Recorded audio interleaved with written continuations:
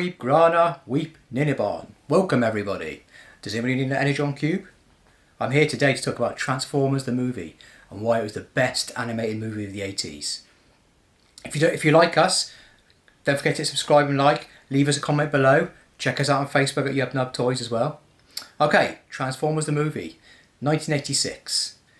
Extended advert for Hasbro, basically to bring out a new product line. Now the film was set 20 years after season 2, and we find the Autobots and Decepticons in civil war. Decepticons have taken over Cybertron, and in the background of this we have a giant massive planet called Unicron, voiced by Orson Welles, that's eating planets.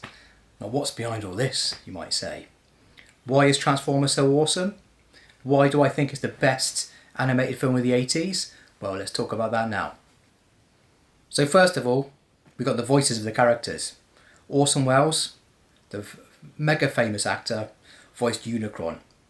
It was his last movie before he died. He actually died before it came out, and rumour has it he couldn't believe he was voicing a robot cartoon.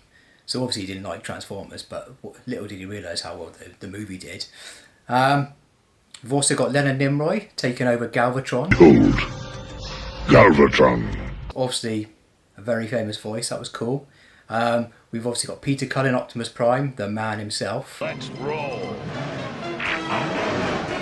And we've got Eric Idle did Wreck-Car.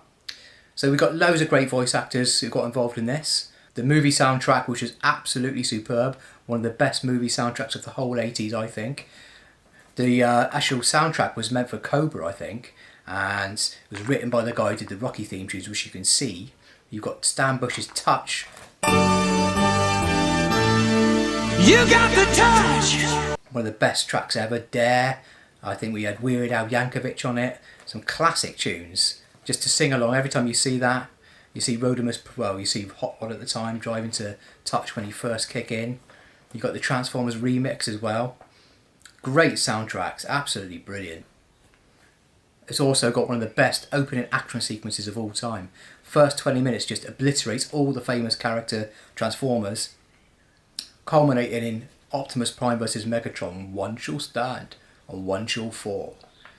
The great battle where Optimus Prime dies, and I'm still get upset by it now. I watched it the other day and it still brings goosebumps to me. I can't believe it.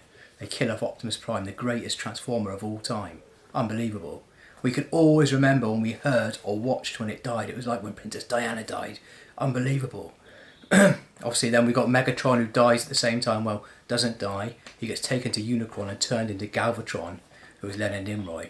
The film itself is actually really dark. There's some proper dark undertones. People dying left and right. It wasn't like the cartoon, where it was pretty light-hearted, really for children. This was actually made, well, it was typical Japanese, aimed towards more sort of an older generation, but it seemed like it to me. That's why it was so cool, because it just didn't hold, there was no holds bar. Everybody was just dying everywhere. Then you've got some weird things in there. You hear, they even say shit, which I couldn't believe in the cartoon. There's some funny words in there that you wouldn't associate with a children's cartoon. So going back to the deaths, I made a note of all the Autobots and Decepticons that die, and all the robots that die in the movie itself. This is why it was so dark for a children's movie. So straight away you've got Windcharger and Wheeljack. I made a note down if you see me looking down, because I can't remember them all. Optimus Prime, Trax and Red Alert. You've got Ratchet, Kickback from the Decepticons.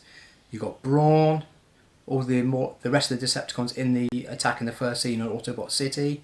You've got Ultra Magnus when he gets blown up by Galvatron, but obviously he comes back later on. Then we got more Decepticons, all the planes eaten by Unicron. Unicron himself. This will be the Matrix. And on the court, all the judgments, you've got Kranix and Arbalest eaten by the Pyrrhicons. Then Prowl gets completely blown up. Starscream at his coronation. Then we got Ironhide, such heroic nonsense, one of the best lines ever. Then we got a cracking scene where Hot Rod and Cup are about to be eaten by the Sharkicons. Then we have the Dinobots come down, and then they meet the Junkicons, and at the end of that battle, Hot Rod goes up and does that line, the universal greeting. Bar weep Grana, weep Ninibon. Bar weep Grana, weep Ninibon. Remember, Bar weep Grana, weep Ninibon. Bar weep Grana, weep Ninibon. Bar weep Grana, weep Ninibon. And the Junkicons have a massive party and it's just completely random, like the Ewok celebration song. Hilarious. Completely out of place in the movie, but just absolute classic. So anyway guys, that's why I love the movie. We got the dark death scenes, we got the classic opening 20 minutes where everybody dies, we got one of the best soundtracks of all time, we got Optimus Prime's death, all those epic fights, we got Unicron, we've got all the new Transformers introduced, Hot Rod, Cup, etc., Ultra Magnus. What did you guys like about Transformers the movie? You tell me, leave a comment below. What did you think? Was it one of the best animated movies, or am I just making this up? Is it just classic nostalgia because I love Transformers? Anyway, leave a comment. Don't forget to hit subscribe and like. Get more updates. And I'll catch you again later, guys. Stay safe. Bar weep grana, weep ninny barn. I've got to say it for one more time. Cheers, guys. Take care. Bye now.